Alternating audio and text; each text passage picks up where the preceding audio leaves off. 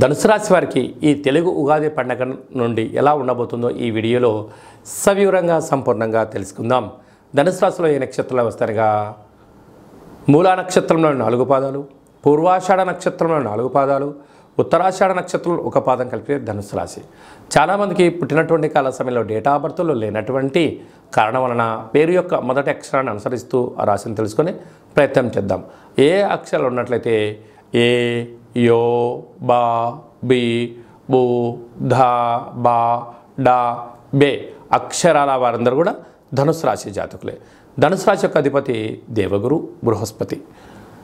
ఈ యొక్క 9వ తారీఖు నుండి 15వ తారీఖు వరకు పుట్టినటువంటి వారందరూ కూడా ముందస్తుగా జన్మదిన శుభాకాంక్షలు.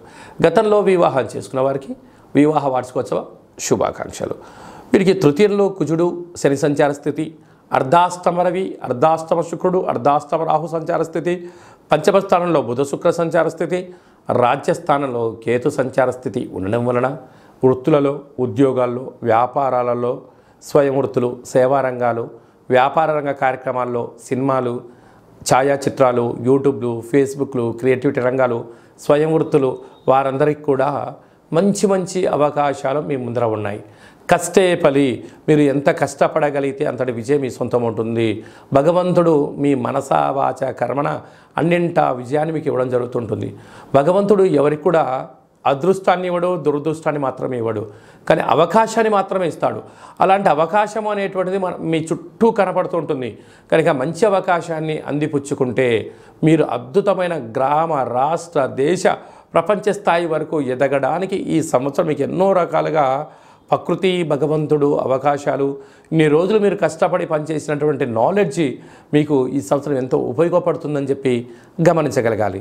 కాకపోతే అర్ధాష్టమ రాహు కారణం వలన రాహువు మాయాకారకుడు, చక్షుకారకుడు, వాస్తుకారకుడు, నరదృష్టి కారకుడు, శత్రు ప్రభావాన్ని అభివృద్ధి కలిగించేటువంటి కారకుడు, మాయను సృష్టిస్తూ ఉంటాడు.